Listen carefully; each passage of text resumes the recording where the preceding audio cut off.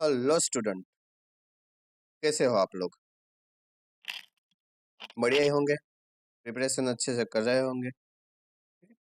तो आज हम बात करने वाले हैं पर्टिकुलरली हमारा जो यूनिट नंबर 11 है, फोटोसिंथेसिस इन हायर प्लांट्स। हम उसके बारे में स्टडी करने वाले हैं। ठीक है, देखेंगे स्टेप बाय स्टेप क्या है और समझने की कोशिश करेंगे। मेक श्योर एंड तक बने रहना मेरे साथ। आपको सारे कंसेप्ट है वो क्लियर हो जाएंगे। एकदम कॉन्क्रीट कंसेप्ट है वो क्लियर कर दूंगा मैं। ठीक है।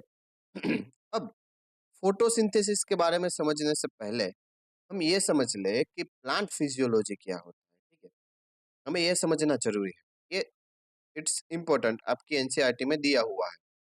ठीक है, आपकी एनसीईआरटी में ये चीज दी हुई है, इसलिए मैंने यहाँ पे इंक्लूड किया है। क्या है प्लांट फिजियोलॉजी? तो प्लांट के अंदर जितनी भी प्रोसेसेस होती है, प्लांट के बॉडी में जो प्रोसेसेस होती है उसकी स्टडी, उस प्रोसेसेस की स्टडी को हम बोलते हैं प्लांट फिजियोलॉजी। ओके, ठीक।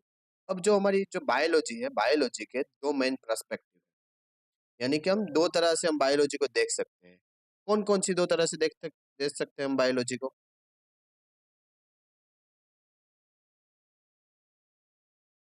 ओके, तो उसमें पहला है फर्स्ट पर्सपेक्टिव। क्या है? तो फर्स्ट की हम बात करें, one perspective study organism at the whole organism and higher organisation level. ठीक है। तो हम ऑर्गेनिज्म को सिर्फ ऑर्गेनिज्म की तरह ही स्टडी करते हैं और इससे हायर लेवल पे भी स्टडी हम कर सकते हैं। लाइक ये कहाँ पे हमें यूज में आता है? तो ये जब हम इकोलॉजी की बात करते हैं और इसके रिलेटेड अदर डिसिप्लिन्स की बात करते हैं, तो इसके अंदर हम इस प्रोस्पेक्टिव को कंडक्ट करते हैं। यानी कि जब हमें एक इंडिविजुअल के बारे में बात करनी है, पूरे ऑर्गेनिज्म के बारे में बात करनी है, यानी कि उसकी हैबिटेट हो गई, उसका नीच हो गया, वो कैसे रहता है, कैसे खाता है, किसके साथ रहता है, किसके साथ कैसे रिलेशनशिप है। ठीक है, तो उसमें हम बात करते हैं पूरे के पूरे ऑर्गेनिज्म की। और जो सेकंड पर्सपेक्टिव है वो क्या है? सेकंड पर्सपेक्टिव है focus on cellular and molecular level of organisation. Organisation के सेल्यूलर लेवल पे हम फोकस करते हैं। कहाँ पे? सेल्यूलर और मोलिकुलर लेवल की बात करते हैं। उसमें हमारा फिजियोलॉजी हो गया, बायोकेमिस्ट्री हो गया, ये सब आता है। ठीक है, तो यहाँ पे पर्टिकुलरली हम फिजियोलॉजी की बात करेंगे। अब इस यूनिट में हम क्या देखने वाले हैं? इस यूनिट में हम देखने वाले हैं जो प्लांट फिजियोलॉजी है, इसके अंदर तीन यूनिट है। कितनी यूनिट है? तीन यूनिट। तो इसमें हम क्या देखने वाले हैं? जो फ्लावरिंग प्लांट्स है उनकी जो फिजियोलॉजिकल प्रोसेसेस है उसके बारे में बात करेंगे। इस चैप्टर में हम फोटोसिंथेसिस के बारे में बात करेंगे। इसके अगले चैप्टर में हम बात करेंगे रेस्पिरेशन के बारे में, और थर्ड चैप्टर में हम बात करेंगे उसके डेवलपमेंट के बारे में, ग्रोथ एंड डेवलपमेंट के बारे में हम बात करेंगे। ठीक है, important processes include the photosynthesis, respiration, plant growth and development. ठीक है, ये हमारा 11th है, ये हमारा 12th चैप्टर है और ये हमारा 13th चैप्टर है। ठीक है, तीनों चैप्टर को हमें इसमें जॉइन करना है। This are described using the molecular concept. हम मोलिकुलर लेवल पे भी जाएंगे, उसका स्ट्रक्चर वगैरह भी पढ़ेंगे जहाँ पे जरूरत पड़ेगी वहाँ पे। The explanation also connect this process to cellular activity and whole organism function. ठीक है, इस प्रोसेस को किसके साथ कनेक्ट करने के हम ट्राई करेंगे? सेल्यूलर एक्टिविटीज के साथ कनेक्ट करने के ट्राई करेंगे और पूरे ऑर्गेनिज्म है उसके फंक्शन को समझने की कोशिश करेंगे। The relationship between the plant physiological process and the environment is also discuss. और क्या डिस्कस होगा इस चैप्टर में? जो प्लांट फिजियोलॉजी प्रोसेस का एनवायरनमेंट के साथ रिलेशनशिप है वो भी हम डिस्कस करेंगे। O2 कहाँ से आता है, CO2 कहाँ पे जाता है, कैसे बनता है, ये सारी प्रोसेसेस हम एकदम डिटेल में, एक एक डिटेल करवाऊंगा आपको। ठीक है, उसमें हम बात करेंगे। तो इतनी बातें आपके दिमाग में छप जानी चाहिए। सॉरी, चलो। अब जो इम्पोर्टेंट साइंटिस्ट है हमारा, जिस जिसने इसमें बहुत सारा अपने अपने जो अपने जीवन का बहुत सारा समय दिया है, बहुत अच्छा हुआ कंट्रीब्यूशन दिया है इसने, तो उसका नाम है मेल्विन कैल्विन।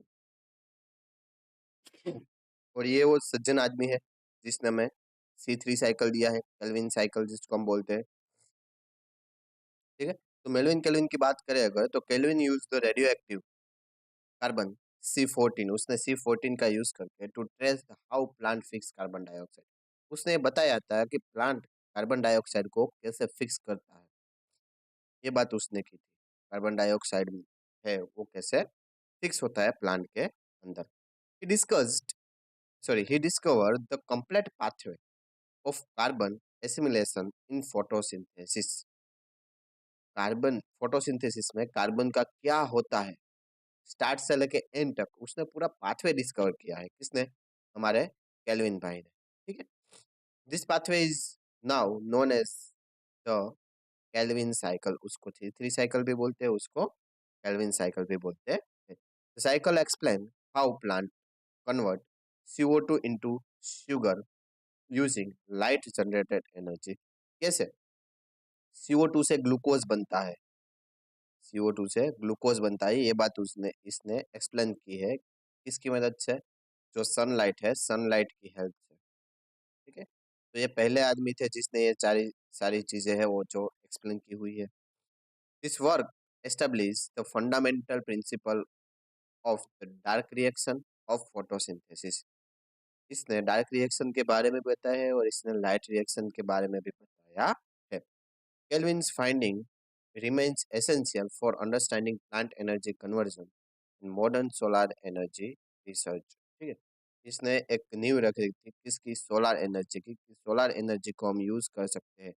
अगर प्लांट यूज कर सकता है तो हम तो इसको यूज ही कर ही सकते हैं। ठीक है। समझ में आ रहा है कैसे एनर्जी को हम कन्वर्ट कर सकते हैं। ठीक है। चलो, अब हम आते हैं हमारे चैप्टर के स्टार्टिंग में। तो ये है हमारा चैप्टर नंबर 11। कौन सा चैप्टर है ये? हमारा 11th चैप्टर है। क्या कह रहा है इसका इंट्रोडक्शन? तो अगर हम फोटोसिंथेसिस को देखें तो मैं अगर बात करूं मेरी या आपकी, तो हम सब लोग फूड पे किस पे डिपेंडेंट है?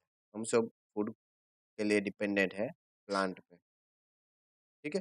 कोई बोलेगा सर मैं तो नॉन वेज खाता हूँ तो मैं कहाँ से प्लांट पे डिपेंड हूँ? तो बेटा आप जिसको खा रहे हो वो किस पे डिपेंड होगा? प्लांट पे डिपेंड होगा। तो अल्टीमेटली हम फूड के लिए किस पे डिपेंड है? प्लांट पे डिपेंड है। तो हम हमारे जैसे ऑर्गेनिज्म है उसको क्या बोलते हैं? हम हिटेरोट्रॉप्स बोलते हैं। बायोलॉजी की भाषा में उसको बोलते हैं हिटेरोट्रॉप्स। क्या बोलते हैं?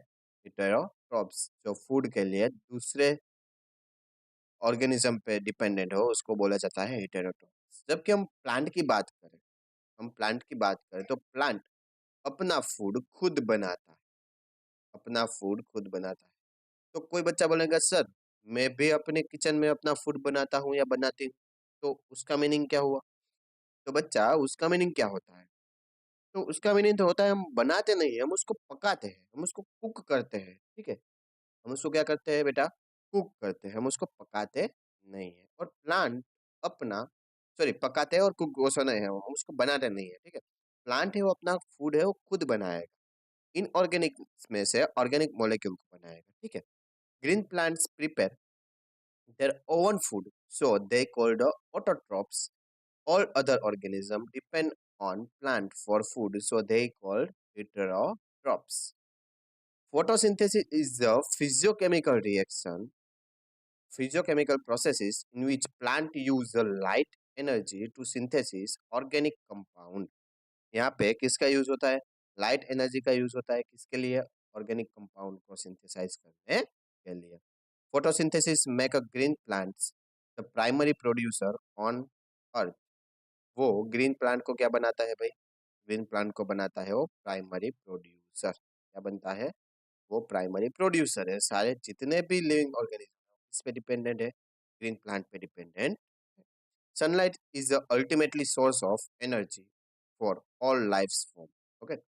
सनलाइट, अगर सनलाइट, सन ही ना हो तो हमारी अर्थ पे तो क्या होगा? अगर हमारी अर्थ पे सन ही नहीं हो तो क्या होगा? चलो, मैं अगर बात करूं फोटोसिंथेसिस की, किसकी बात कर रहे हैं हम? फोटोसिंथेसिस की बात कर रहे हैं। ठीक है। यहाँ पे मेरे पास दो सिनारियो है। एक क्या है? एक एनिमल्स और एक प्लांट। पहले हम प्लांट के बारे में थोड़ा-सा देखें। तो प्लांट क्या करता है बेसिकली? किसी और से फूड माँगेगा कि भाई थोड़ा-सा मुझे खाना दे दे, मैं भूखा हूँ। नहीं ना, वो क्या करेगा? वो खुद अपना फूड है वो बनाएगा। खुद अपना फूड प्रिपेयर करेगा, वो बनाएगा। ओके, ठीक है? क्या करता है वो? प्रिपेयर करता है अपना फूड। कैसे करता है? How plants prepare their food, वो कैसे करता है? वो किसकी हेल्प लेगा? इनऑर्गेनिक, वो हेल्प लेता है इनऑर्गेनिक मॉलिक्यूल की। और किसकी? सनलाइट की। इनऑर्गेनिक मॉलिक्यूल और सनलाइट की हेल्प लेके वो क्या बनाता है? ऑर्गेनिक फूड बनाता है। क्या बनाता है? ऑर्गेनिक मॉलिक्यूल बनाता है। ठीक है? अब सर यहाँ पे ऑर्गेनिक इनऑर्गेनिक बोला है तो क्या-क्या आएगा? यहाँ पे आएगा CO2 और H2O की हेल्प लेगा वो। ठीक है? समझ में आ रहा है? इसीलिए ये जो प्लांट है वो अपना खाना खुद बनाता है, इसीलिए इसको हम क्या बोलते हैं? इसलिए हम बोलते हैं इसको ऑटोट्रॉफ्स। क्या बोलते हैं इसको हम? ऑटोट्रॉफ्स बोलते हैं। चलो, अब हम एनिमल की बात करें तो ये कोई पौधा है। मान लो ये कोई पौधा है। इसको खाता कौन है? इसको खाता है डियर, मीन्स के हिरन खाता है। ठीक है? और हिरन हिरन को कौन खाता है? इसको खाता है लायन। समझ में आ रहा है? तो अगर हम माने इसके लायन की पर्सपेक्टिव से देखें तो लायन क्या है? लायन है वो कार्निवोरस है। वो नॉन वेजिटेरियन है, नॉन वेज खाता है ये लायन। ठीक है? तो वो तो बोलेगा मैं प्लांट पे डिपेंड नहीं हूँ, मगर वो जिस पे डिपेंड है वो किस पे डिपेंड है? वो प्लांट पे डिपेंड। किस पे डिपेंड है? प्लांट। इसीलिए प्लांट को हम बोलते हैं प्राइमरी प्रोड्यूसर। वो मेन खाना बनाने वाला है, इसके सिवा और कोई खाना नहीं बनाएगा। प्रोड्यूसर बोलते हैं प्लांट को, हम क्या बोलते हैं? प्राइमरी प्रोड्यूसर बोलते हैं। और सन, चलो थोड़ी सी सन की बात कर ले, ये एनर्जी का एक बहुत बड़ा सोर्स है। सारे के सारे जितने भी लाइफ फॉर्म है उसके लिए एनर्जी कहाँ से आएगी? सन से आएगी। कहाँ से आएगी? सन से आएगी। अगर सन ही नहीं होगा तो, सन ही नहीं होगा तो फोटोसिंथेसिस भी नहीं होगा। अगर फोटोसिंथेसिस नहीं होगा तो फूड नहीं बनेगा। फूड नहीं बनेगा तो हम सब मर जाएंगे, जिंदा नहीं रह सकेंगे। ठीक है? तो ये सारी चीजें, आई होप कि आपको ये बातें समझ में आ गई। ठीक है? क्लियर है? ओके, चलो।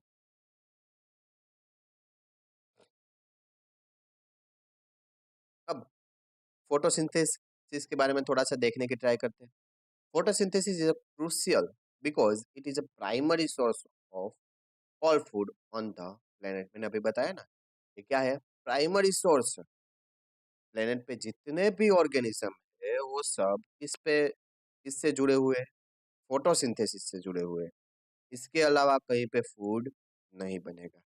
It is also responsible for release of oxygen into atmosphere. ठीक है? अब फोटोसिंथेसिस के दो बेनिफिट्स अभी हम देखेंगे, मैं इस पे डिटेल में भी समझाऊंगा आपको। Absence of oxygen would make life impossible and highlighting the importance of photosynthesis. इस चैप्टर में हम क्या करेंगे? The chapter deals with the structure of photosynthesis machinery and the reaction that convert light energy into the chemical energy. Okay, ठीक है? तो basically क्या बात की है? बात क्या की है? तो बताया ऐसा है कुछ कि जो फोटोसिंथेसिस है, क्या है? ये जो हमारा फोटोसिंथेसिस है, ये अल्टीमेट सोर्स ऑफ फूड है। प्राइमरी सोर्स ऑफ फूड भी बोल सकते हैं। जितने भी ऑर्गेनिज्म है वो इस पे डिपेंड है, फोटोसिंथेसिस पे डिपेंड है। अब फोटोसिंथेसिस का बेनिफिट क्या है? इसके दो बेनिफिट। एक तो ये फूड बनाता है भाई, ये बात तो समझ ली, चलो ये फूड बनाएगा। दूसरा, फूड से भी इम्पोर्टेंट, चलो फूड के बिना आप एक वीक निकाल लोगे, मगर अगर ऑक्सीजन ही नहीं होगा तो O2, ये क्या करता है पता है? ये जो प्लांट है, जो भी फोटोसिंथेसिस प्लांट है, वो क्या करता है? जो इन्वायरमेंट में CO2 है उसको अपने अंदर लेता है और बाहर क्या देता है? O2 निकालता है। ठीक है? तो ये इसका जो चक्कर है वो चलता रहता है। समझ में आ रहा है? तो ये O2 क्या है? लाइफ गैस है। अगर ये नहीं होगा तो हम भी नहीं होंगे। ठीक है? तो ये इम्पोर्टेंस है, किसका इम्पोर्टेंस है भाई? फोटोसिंथेसिस का इम्पोर्टेंस है, वो फूड भी बनाएगा, वो ऑक्सीजन भी देगा हमें। ठीक है, इतनी बातें हमें समझ में आनी चाहिए। चलो, यहाँ पे CO2 है, कार्बन डाइऑक्साइड है, वो किसके साथ जुड़ रहा है? पानी के साथ जुड़ रहा है और क्या बना रहा है? ग्लूकोज बना रहा है। क्या बना रहा है? ग्लूकोज बना रहा है। और साथ में ही हमें क्या मिल रहा है? ऑक्सीजन मिल रहा है। ठीक है, ये फोटोसिंथेसिस की रिएक्शन है, अभी बैलेंस नहीं किया है। यहाँ पे 6 आएगा, यहाँ पे 10 आएगा, और यहाँ पे 6 आ जाएगा, तो ये बैलेंस हो जाएगा। ठीक है, अभी मैं इसको बैलेंस करके भी दिखाऊंगा। चलो, अब हम अभी तक कितना पता है हमें फोटोसिंथेसिस के बारे में, अभी तक कितना पता है? ठीक है, चलो उसके बारे में भी थोड़ा मैं आपको बता दूं। फोटोसिंथेसिस के बारे में अभी तक आप कितना पढ़े हैं? अभी तक आप पढ़े होंगे अपने प्रीवियस स्टैंडर्ड में कि फोटोसिंथेसिस के लिए हमें CO2 की आवश्यकता है, फोटोसिंथेसिस के लिए हमें लाइट की आवश्यकता है, ये दोनों की आवश्यकता है। और मैं अभी आपको इसको प्रूव करके दिखाऊंगा। इसके लिए एक्सपेरिमेंट है, इसके लिए डिफरेंट एक्सपेरिमेंट है, और इसके लिए भी डिफरेंट एक्सपेरिमेंट है। ठीक है, हम पहले बात करते हैं लाइट के बारे में। इसके बारे में बात करेंगे, लाइट के बारे में बात। ठीक है, एक प्लांट है, सपोज क्या है, एक बड़ा सा ऐसा गमला है, और इस गमले में एक प्लांट है। ठीक है, इस प्लांट के अंदर एक लीफ है, पर्टिकुलर मैं इसकी बात कर रहा हूँ, ये लीफ है। इस लीफ का हम आधा पार्ट है, वो एल्यूमिनियम फॉइल से कवर कर देते हैं। क्या कर देंगे? इसको एल्यूमिनियम फॉइल से कवर कर देंगे। कितनी देर रखेंगे? 3 से 4 घंटे रख लो। 3 से 4 घंटे हमने रख लिया। बाद में क्या करेंगे? पत्ते को यहाँ से तोड़ेंगे और इसमें डिजोल्व करेंगे, आयोडीन में डिजोल्व करेंगे। कहाँ पे डिजोल्व करेंगे? आयोडीन में। तो मैं ये पार्ट को नाम देता हूँ ये, और ये पार्ट को नाम देता हूँ बी। तो यहाँ पे ये पार्ट है ना, वो ब्लू हो जाएगा। कैसा हो जाएगा? ब्लू। और बी पार्ट है, वो कैसा रहेगा? कलरलेस रहेगा। कैसा रहेगा? कलरलेस रहता है। तो इसके ऊपर से हमें क्या पता चलता है? ब्लू लाइट, जब भी आयोडीन है वो स्टार्च से रिएक्शन करेगा, तो वो कैसा कलर देगा हमें? ब्लू कलर देगा। तो ये जो पार्ट है, यहाँ पे फोटोसिंथेसिस हो रहा है, और बी है यहाँ पे फोटोसिंथेसिस नहीं हो रहा है। क्यों? क्योंकि यहाँ पे सनलाइट नहीं आ रही है, और सनलाइट के बगैर फोटोसिंथेसिस इम्पॉसिबल है। तो ये पहला, light light is must need for photosynthesis. अब हम बात करते हैं इसके बारे में, CO2 के बारे में। ठीक है, अब चलो एक छोटा सा एक्सपेरिमेंट और करते हैं। एक मैंने डिश ले ली, उसके ऊपर मैंने बेल जार रख दी। ठीक है, क्या रख दिए? Bell jar. और अंदर मैंने KOH वाला सॉल्यूशन रख दिया है। क्या रख दिया है? KOH वाला सॉल्यूशन। और एक प्लांट रख दिया है। इसको मैं 3 से 4 दिन यहाँ पे रहने देता हूँ। कितने दिन? 3 से 4 दिन। ओके, डार्क प्लेस में, यार लाइट प्लेस में भी रख सकते हो आप। चलो लाइट में रख दिया। लाइट प्लेस में हमने इसको 3 से 4 दिन रख दिया। बाद में अगेन मैं इसका एक पत्ता तोड़ूंगा और आयोडीन टेस्ट करूंगा। कौन सा करूंगा? Iodine test. तो आयोडीन टेस्ट मुझे क्या मिलेगा? कलरलेस मिलेगा। इसका मतलब ये है कि यहाँ पे सेल्यूलोज नहीं बना है, सेल्यूलोज नहीं बना है। इसका मतलब ये है, अगर सेल्यूलोज नहीं बना है तो फोटोसिंथेसिस भी नहीं हुआ है। और क्यों नहीं हुआ फोटोसिंथेसिस? क्योंकि जो एक KOH है, KOH ने सारा का सारा कार्बन डाइऑक्साइड जो अंदर था उसको क्या कर लिया है? एब्जॉर्ब कर लिया है। इतनी बातें हमें पता है, इतनी बातें हमने पढ़ी है प्रीवियस स्टैंडर्ड में, इतनी बातें हमने पढ़ी है। ठीक है, basic school experiment show the chlorophyll, light and CO2 are essential for the photosynthesis. Chlorophyll भी एसेंशियल है, लाइट भी है, और CO2 भी है। Start starch test experiment with the variegated leaves or leaves partially covered with the black pepper or aluminum foil, so that only green part, यानी कि chlorophyll containing only green part performs photosynthesis, only green part है वो photosynthesis को perform करेगा। This experiment proved that light is a required and photosynthesis occur only in chlorophyll containing tissues.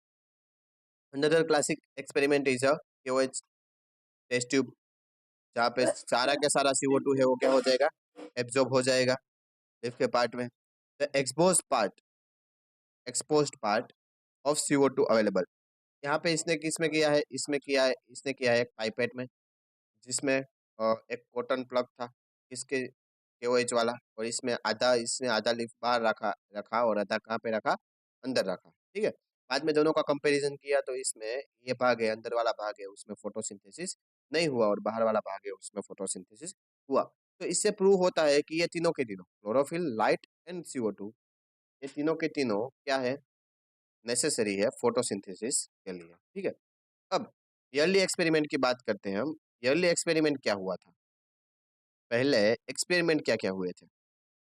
पहले के experiment की अगर हम बात करें तो उसमें पहले जो फर्स्ट साइंटिस्ट है वो आता है प्रिस्टली। प्रिस्टली का एक्सपेरिमेंट हम देखेंगे। प्रिस्टली ने क्या किया था पता है, Joseph priestly discover the plant restore the air that burning candle and animal make impure. Okay, अब उसने क्या बताया कि ये जो प्लांट है वो एयर को क्या करता है, प्यूरिफाई करता है। क्या करता है, प्यूरिफाई करता है। और उसको इम्प्योर कौन कर रहा था, ये जो कैंडल और ये जो चूहा है उसको इम्प्योर कर रहा है, तो प्लांट उसको क्या करता है, प्यूरिफाई करता है। उसने पहले क्या किया, पहले उसने एक बेल जार में क्या रखा, पहले एक कैंडल रखी और एक चूहा रखा, तो कैंडल भी बुझ गई है और चूहा भी मर गया। उसके बाद में उसने क्या किया, उसने बताया कि ये चूहा और कैंडल है वो जो इन्वायरमेंट है उसको डैमेज कर रहा है। तो उसने क्या किया, उसने एक अच्छी वाली चीज की, उसने यहाँ पे अंदर क्या रख दिया, एक एक मिंट का पौधा रख दिया। क्या रख दिया, मिंट का प्लांट रख दिया यहाँ पे, ठीक है। ये भी उसने,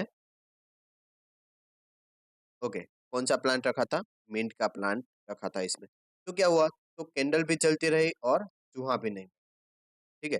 कैंडल भी चल रही थी और चूहा भी नहीं मरा था। तो इस एक्सपेरिमेंट से उसने कंक्लूजन क्या दिया, उसने कंक्लूड किया वे plant repair the air by releasing something essential, later identified oxygen. तब उसने ये नहीं बोला था कि वो ऑक्सीजन रिलीज करता है, उसने ऐसा बोला था कि प्लांट कुछ तो रिलीज करता है जो एयर को क्या करेगा, प्यूरिफाई करेगा। उसने ऐसा बोला था, उसने ऐसा नहीं बोला था कि भाई ये जो है ऑक्सीजन, क्योंकि तब ऑक्सीजन के बारे में नहीं पता था उसको, ठीक है। ठीक है, अब आता है इंजन हाउस एक्सपेरिमेंट। 1779 में किया था इंजन हाउस में एक्सपेरिमेंट। अब इसने क्या किया, John Ingenhousz repeated Priestley's experiment but in a sunlight and in a shade, यानी कि डार्क लाइट। दोनों में उसने अलग अलग पोजीशन में रखा, एक को सनलाइट में रखा और इसको डार्क लाइट में रखा। तो क्या हुआ देखो, we found that plant restore air only in the sunlight, not in a dark. Sunlight में ही वो प्लांट को क्या करेगा, ऑक्सीजन को रिस्टोर करेगा। डार्क में मोमबत्ती है वो बुझ जाएगी, जबकि लाइट में ही वो चलेगी, ठीक है। और उसने बताया कि only the green part of plant release oxygen, जो प्लांट का ग्रीन पार्ट होता है वो ही ऑक्सीजन को रिलीज करता है। ये इसने देखा था एक एल्गी में, उसने देखा था एक एल्गी में कि एल्गी एल्गी के बगल में से क्या निकल रहा है, बबल्स निकल रहा है। क्या निकल रहा है, बबल्स निकल रहा है। उसने एल्गी में से ये बात स्टडी की थी। तो यहाँ पे हम क्या कंक्लूजन पे आए, यहाँ पे हमने कंक्लूजन दिया कि sunlight is essential and green part perform a photosynthesis. ये बात हमने यहाँ पे प्रूव की है, ठीक है। अगर आपको वीडियो अच्छा लगे तो लाइक करना, एक अच्छी सी कमेंट करना, जो उससे हमें भी इंस्पिरेशन मिलेगी, ठीक है। बाद में आता है जूलियस वॉन्चेस। कौन आता है, जूलियस वॉन्चेस 1854। याद रखना नेसेसरी है। 1854 में वो आके क्या बोलता क्या है, वो आके कहता है provide evidence that glucose is produced during the photosynthesis. उसने क्या बताया, उसने सबसे अच्छी बात बताई कि भाई फोटोसिंथेसिस, फोटोसिंथेसिस के दरमियान किसका सिंथेसिस होगा, क्या बनेगा, ग्लूकोज बनेगा। And glucose is convert into starch. अब ये ग्लूकोज है वो मिलके क्या बना देगा, स्टार्च बना देगा। और इसको हम डिटेक्ट करते हैं आयोडीन से, आयोडीन से हम इसको डिटेक्ट कर सकते हैं। discovered that chlorophyll is located in the chloroplast and not spread throughout the entire cell। और उसने ये बात भी बताई कि क्लोरोफिल है और सिर्फ कहाँ पे देखने को मिलेगा, हमें क्लोरोप्लास्ट में देखने को मिलेगा, पूरे सेल में वो स्प्रेड आउट नहीं होगा। अब उसने ये भी बताया, उसने कंक्लूजन दिया कि photosynthesis occurs in the chloroplast. Photosynthesis हमें कहाँ पे देखने को मिलता है, हमारे क्लोरोप्लास्ट में देखने को मिलता है और कहीं पे नहीं होता, ठीक है। एक इमेज से हम अगर समझने की ट्राई करें तो ये जूलियन वॉन चेस का एक्सपेरिमेंट था, फोटोसिंथेसिस एक्सपेरिमेंट बोलते हैं उसको। उसने क्या किया, एक ये बताया कि वो ग्लूकोज का क्या किया, उसने डिटेक्शन किया और आइडेंटिफाई किससे किया, उसने स्टार्च डिटेक्शन से आइडेंटिफाई किया। इसमें आयोडीन का सॉल्यूशन था अंदर, क्या था, आयोडीन येलो रंग का, येलोइश रंग का होता है, ठीक है। उसने उसमें उसने ये लीव्स को देखा तो आधा पार्ट उसको कैसा मिला, ब्लू कलर का मिला, और आधा पार्ट उसको व्हाइट ही मिला, कलरलेस मिला। तो उसका मतलब क्या, इस पार्ट में फोटोसिंथेसिस हुआ है, इसमें नहीं हुआ। आगे जो हमने एक्सपेरिमेंट किया था उसका रिजल्ट भी ऐसा ही कुछ मिला था, यहाँ पे फोटोसिंथेसिस हो रहा है, यहाँ पे नहीं हो रहा है। समझ में रहे हो, दिमाग में घुस रहा है भाई? तो ये बात समझ में आनी चाहिए। ओके। अब यहाँ पे क्लोरोप्लास्ट कंटेनिंग क्लोरोफिल, क्लोरोप्लास्ट में हमें क्या देखने को मिलता है, क्लोरोफिल देखने को मिलता है, और कहीं पे देखने को नहीं मिलता। फोटोसिंथेसिस अकर इन क्लोरोप्लास्ट, यहाँ पे अकर होता है सिर्फ और सिर्फ क्लोरोप्लास्ट में हमें देखने को मिलता है। तो उसने दो बड़ी बातें की थी, दो अच्छी वाली बातें की थी। एक कि भाई वो ग्लूकोज बनाता है और ग्लूकोज का कन्वर्जन करता है स्टार्च में, और दूसरा कि भाई जो फोटोसिंथेसिस है वो सिर्फ और सिर्फ कहाँ पे हो रही है, क्लोरोप्लास्ट में हो रही है। कहाँ पे हो रही है भाई, क्लोरोप्लास्ट में हो रही है। बाद में आता है एंजलमैन। कौन आता है, एंजलमैन का एक्सपेरिमेंट आता है। अगर एंजलमैन के बारे में बात करें हम, तो उसने फिलामेंटस एल्गी, क्लेडोफोरा और एरोबिक बैक्टीरिया का यूज किया था। इसने इसने बहुत तगड़ी बात बोली थी। ठीक है, मैं बता रहा हूँ, इसने बहुत अच्छी बात बोली थी एंजलमैन ने। इसने एक मिस्ट्री को सुलझा दिया था। क्या थी वो हम देखते हैं। Illuminate the algae with the different wavelength. अब इसने क्या किया, प्रिज्म की मदद से, चलो मैं आपको दिखाई देता हूँ, समझा क्यों रहा है। ये देखो क्या किया है उसने, एंजलमैन ने। एंजलमैन ने ऐसा किया है कि ये जो प्रिज्म है उसमें से उसने व्हाइट लाइट पास की है, और यहाँ पे उसका सारा जो शेड है वो उसको मिल गया है। उसने यहाँ पे सेडोफोरा का क्लेडोफोरा का रखा था। ठीक है। तो ये जो क्लेडोफोरा है वो मैक्सिमम कौन सी लाइट को एब्जॉर्ब करता है, इसके बारे में, उसका जो स्पेक्ट्रम है उसके बारे में वो क्या कर रहा है, डिफाइन कर रहा है। ठीक है। तो यहाँ पे क्लेडोफेरा है, एरोबिक बैक्टीरिया, दोनों को लिया था, जो रेड लाइट में और ब्लू लाइट में हाई एब्जॉर्प्शन करते हैं। ठीक है। ब्लू लाइट में हाई O2 यहाँ पे वो करेंगे, एरोबिक बैक्टीरिया है, यानी कि जहाँ पे बैक्टीरिया ज्यादा दिख रहे हैं वहाँ पे O2 ज्यादा निकला है। तो दो दो जगह पे ज्यादा निकला था, कहाँ पे, रेडोफोरा है, algae है, वो भी है, और एरोबिक बैक्टीरिया भी है। ठीक है। तो एरोबिक बैक्टीरिया कहाँ पे ग्रो हुए, जहाँ पे O2 सबसे ज्यादा निकलेगा। एरोबिक यानी कि क्या, जो O2 का यूज कर रहा है, क्या कर रहा है, O2 का यूज कर रहा है। तो O2 सबसे ज्यादा जहाँ पे निकलेगा वहीं पे बैक्टीरिया की जो डेंसिटी है वो सबसे ज्यादा होगी। तो एक तो उसको दिखी ब्लू लाइट पे, और एक उसको देखती है रेड लाइट पे। ठीक है, यहाँ इन दोनों जगह पे उसको सबसे ज्यादा डेंसिटी देखने को मिलती है। तो उसने फिर कंक्लूजन क्या दिया, अब देखो, उसने कंक्लूजन ऐसा दिया, bacteria aggregate around the region release in maximum oxygen, जहाँ पे मैक्सिमम O2 बाहर निकलेगा वहीं पे बैक्टीरिया देखने को मिलेंगे। So that photosynthesis is the highest in blue and red light. Blue and red में सबसे ज्यादा ये देखने को मिलते हैं। Produce the first action spectrum of photosynthesis, ये पहला बंदा था जिसने पूरा स्पेक्ट्रम दिया था कि भाई कौन से कलर में ज्यादा फोटोसिंथेसिस होगा। ठीक है। चलो, अब कार्नेलियन वॉन लिल, इसने भी बहुत अच्छी बात बोली थी। ठीक है। कार्नेलियन वॉन लिल ने ग्रीन सल्फर बैक्टीरिया को स्टडी किया था, पर्पल और ग्रीन दोनों को स्टडी किया था, और क्या दिखाया, देखो, ये हमारे भाई साहब है, कार्नेलियल वॉन लिल साहब। ठीक है, इसने फोटोसिंथेसिस एंड हाइड्रोजन दोनों के बारे में बात की थी। ये पैसे से माइक्रोबायोलॉजिस्ट है। Study purple and green sulphur bacteria दोनों को उसने स्टडी किया, और क्या डिस्कवर किया, photosynthesis is a light dependent reaction. ठीक है।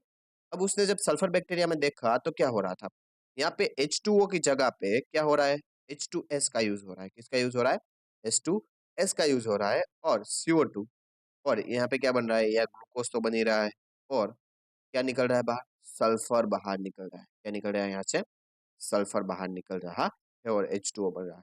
तो इसने इसको रिलेट किया हमारे ग्रीन प्लांट से, और उसने बताया कि भाई जो O2 निकलता है, जो ऑक्सीजन निकलता है, वो CO2 से नहीं निकलता।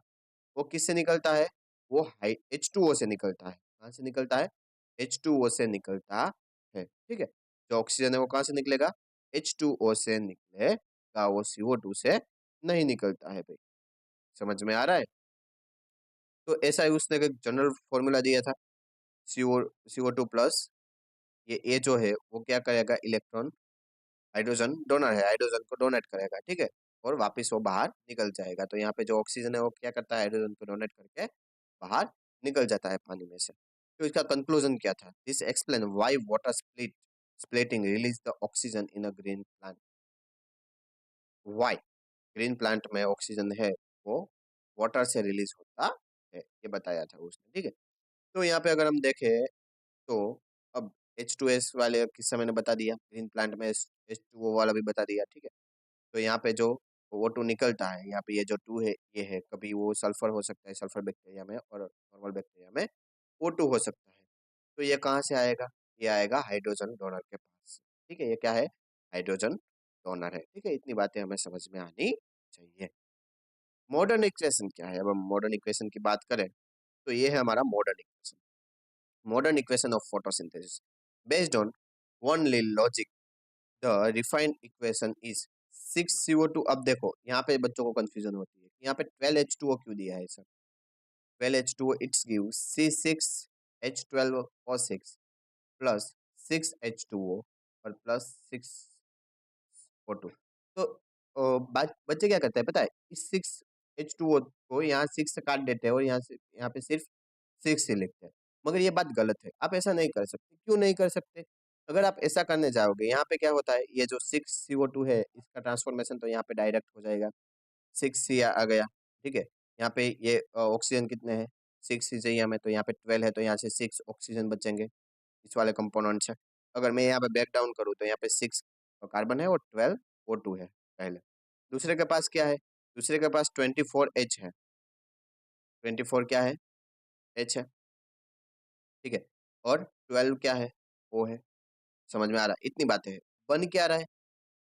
C6H12O6 बन रहा है, ठीक है।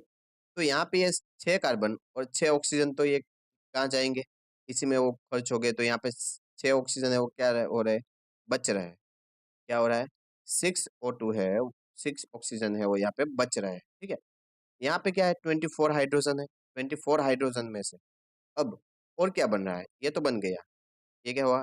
12 यहाँ पे गए, तो यहाँ पे कितने बचे? 12 हाइड्रोजन बचे ना?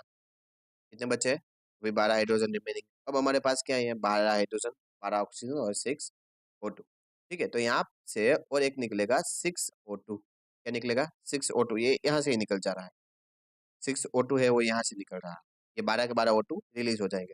अब ये जो 12 H बचे हुए और ये 6O बचे हैं, ये दोनों कंबाइन होके क्या बना देंगे? 6H2O बना देंगे। तो ये 6H2O भी अलग है और ये 6O2 भी अलग है, ठीक है। तो कंफ्यूज मत होना बच्चों, ये इक्वेशन हमारा सही है, ठीक है। समझ में आ रहा है? दिमाग में घुस रहा है? ठीक है। अब ये जो फोटोसिंथेसिस वो कोई सिंगल स्टेप में रिएक्शन नहीं है, वो कैसा है? मल्टी स्टेप रिएक्शन है, ठीक है। इतनी बात हमारे ये जो मॉडर्न इक्वेशन है उसमें कही गई है, ठीक है। ओके, चलो अब यहाँ से हम नेक्स्ट लेक्चर में कंटिन्यू करेंगे। थैंक यू सो मच मेरे साथ जुड़ने के लिए। तो बने रहे वेदा एकेडमी पे, आपको ऐसे वीडियो मिलते रहेंगे। मेक श्योर चैनल को सब्सक्राइब करिएगा, लाइक करिएगा और शेयर करिएगा। Thank you so much.